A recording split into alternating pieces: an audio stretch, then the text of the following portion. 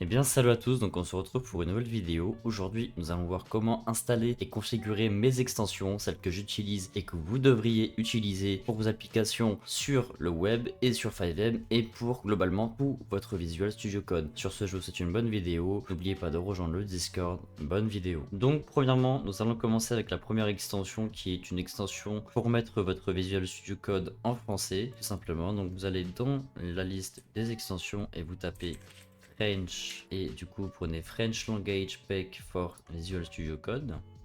Vous redémarrez votre Visual Studio Code et vous avez votre Visual Studio Code en français. Nous allons voir ensuite Glass ITT qui permet tout simplement de mettre votre Visual Studio Code en transparent, tout simplement.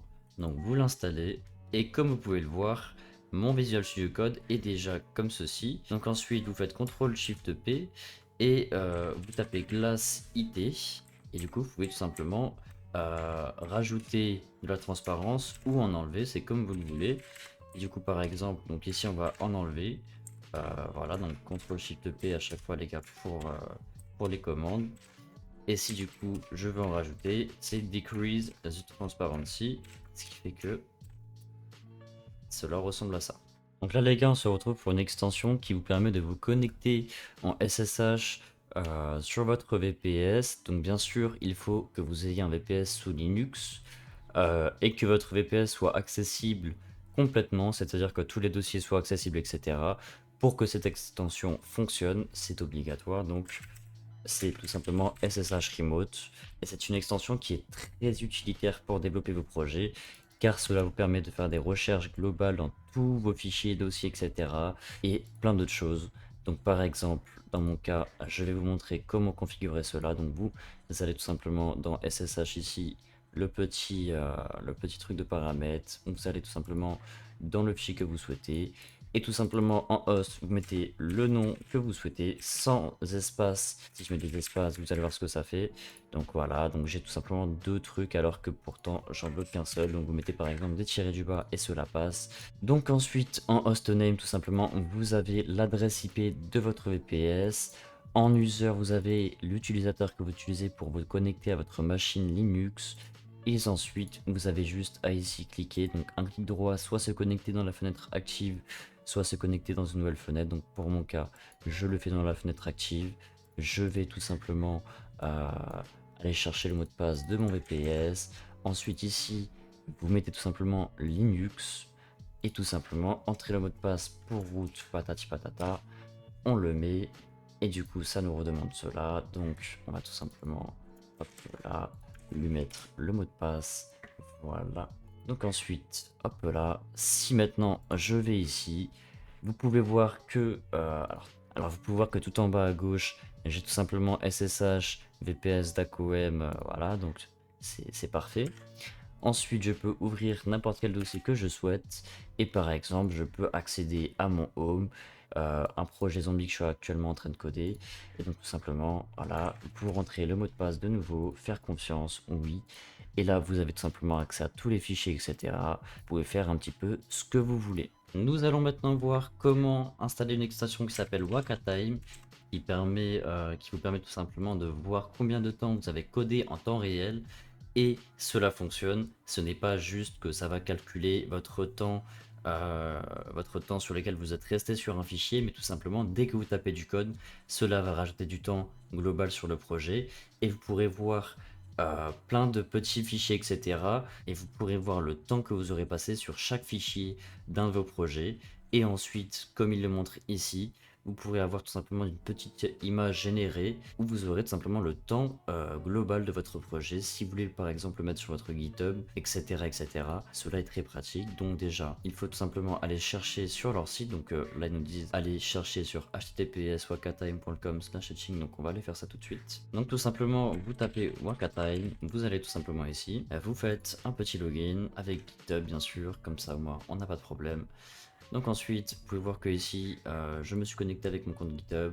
Donc voilà, donc ensuite nous sommes sur le site. Vous pouvez tout simplement aller dans Settings. Vous pouvez faire Click to Show ou directement copier cette petite clé secrète dans votre Visual Studio Code. La rentrer ici et ensuite cela va vous connecter à Wakatime. Et si par exemple je tape une minute de coding directement ici, par exemple dans mon fichier LUA.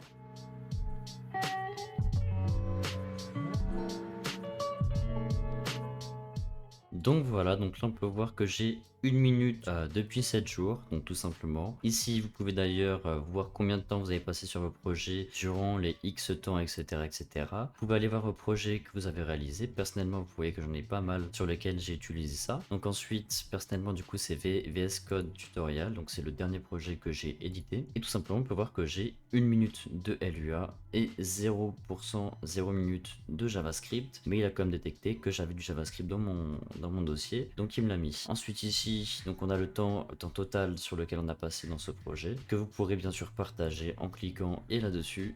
Et tout simplement après vous aurez des images, des liens, etc., etc. Et là par exemple vous voyez que j'ai 1 minute sur tout simplement Waka Time. Donc c'est pas mal pour des projets GitHub, etc., etc.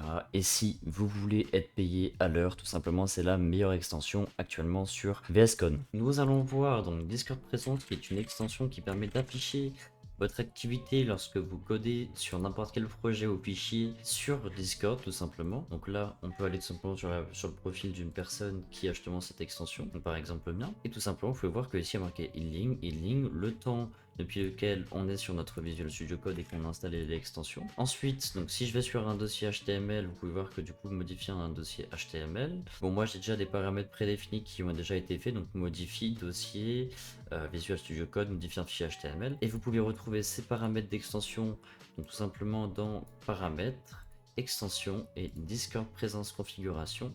Et tout ici vous aurez par exemple donc détail editing, modifie crochet file name, et par exemple ici vous pouvez tout simplement donc mettre des accolades comme ceci et mettre tout simplement current-line sur encore une fois des accolades total-line et tout simplement jouer avec justement ces genres de variables. Et par exemple si je vais ici et que je regarde donc juste ici, alors bien sûr il faut sauvegarder les gars, c'est très important, et du coup ce genre de ligne là vous les copiez dans votre espace de travail, vous faites pareil, Discord présence, etc., etc. Vous le collez ici, ensuite vous appuyez juste à gauche et vous regardez. Et là, on voit qu'on est sur la 7e ligne, mais admettons du coup que je décrive quelque chose, une 10e ligne sur 13e ligne.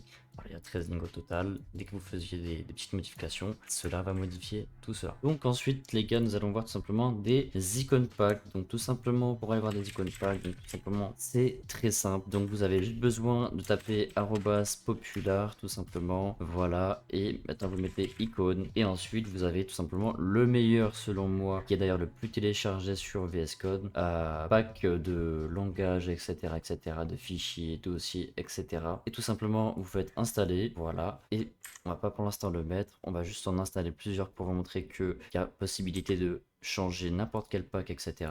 On le laisse l'installer, voilà, boum boum boum. Donc là on a 3 packs différents d'icônes. Donc ensuite vous allez dans gérer ici, thème d'icônes de fichiers tout simplement, et vous pouvez voir que ici j'ai tout simplement plein de thèmes de fichiers, dont par exemple matériel icône thème qui est le meilleur selon moi.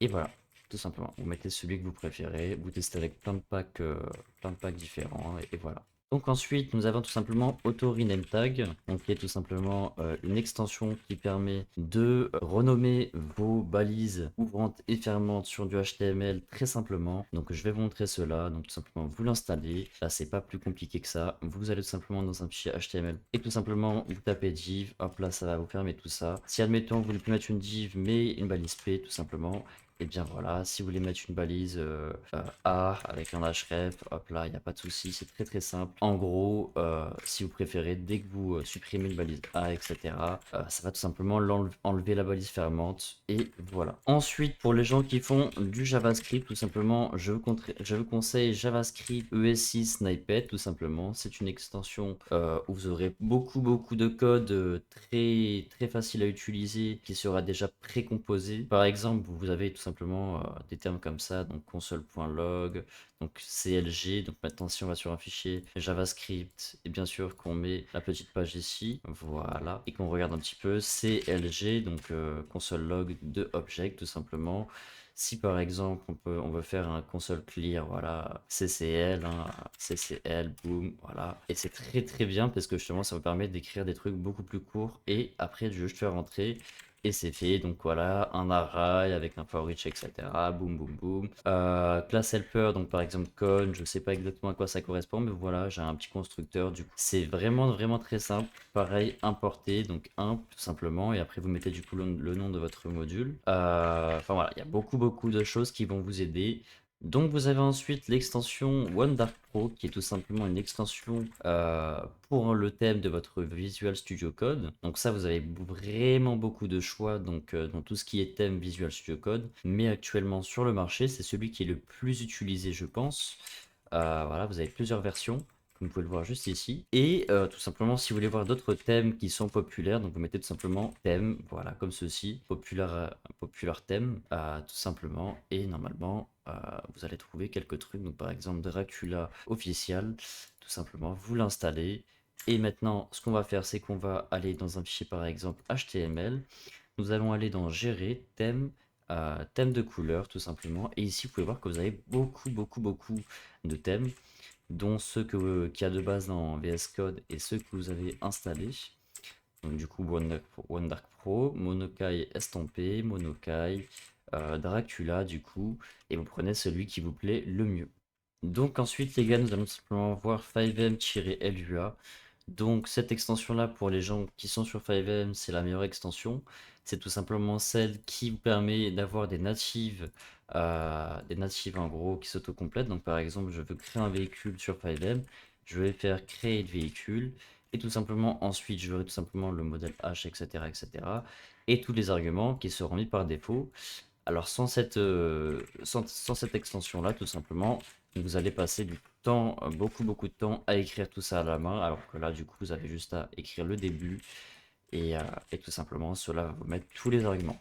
Donc vous avez tout simplement une autre extension qui s'appelle tout simplement donc, LUA, qui a été créée par Sumnico, donc qui est cette extension là, qui est actuellement la plus utilisée je pense. Et en gros, cela supporte donc du LUA 5.4, 5.3, 5.2, 5.1. Et cette extension-là, c'est vraiment très bien pour donc tout ce qui est décorateur, etc. Pour documenter votre code. Donc par exemple, sur du LUA, vous pouvez faire des fonctions. Ces fonctions-là, vous voyez qu'ici déjà, j'ai écrit le mot fonction. Et tout simplement, après, ça m'a mis le end, etc. automatiquement et juste à rentrer le nom. Et ensuite, j'ai tout simplement à mettre par exemple le nom d'ACO. Dans tout cela, je mets par exemple un str. Ensuite, je mets un nombre. Donc, par exemple, je vais le mettre en français. Et tout simplement, vous pouvez faire donc 3 tirés comme ça, arrobas param. Ici, vous avez tout simplement donc un commentaire, donc permet de patati patata. Ici, vous pouvez définir en gros le type de votre premier argument qui est juste ici. Le nombre, tout simplement, donc c'est un number, tout simplement. Et maintenant, si vous regardez donc ici, donc permet 2, quand vous passez là, ici sur le nom de la fonction, en gros. Maintenant, je peux aussi faire du coup un petit return. Donc par exemple, on peut le dire, ok, il va return, donc par exemple, je sais pas moi, un string, voilà. Et tout simplement maintenant si je regarde ici, ça me dit avec une petite flèche que ça return tout simplement un string. Donc voilà, c'est pas mal. Et du coup, tout simplement, vous pouvez aussi rajouter beaucoup d'autres choses. Donc par exemple, donc si vous faites 3 arrobase, vous avez tout simplement plein de choses. Vous pouvez cliquer sur la petite flèche ici et ça vous donnera tout simplement un petit exemple. Voilà, donc boum. On peut voir que les paramètres du coup c'est pour les fonctions, les returns c'est pour ce qu'une fonction retourne. Field c'est un peu plus compliqué, générique aussi. Voilà, moi personnellement j'en utilise que quelques-uns, donc par exemple return, param, type aussi. Enum aussi qui est pas mal, donc si on regarde enum pareil, voilà. Vous pouvez tout simplement énumérer des couleurs et faire un tableau par exemple, etc. Et c'est beaucoup plus simple et etc. niveau code. Et après, vous avez bien sûr des paramètres d'extension à faire. Après, je vais pas vous donner les miens parce que je pense que nous avons tous nos paramètres à nous. Mais regarde un petit peu du coup ce que vous avez comme paramètres et je vous laisse les faire sur ce. Merci.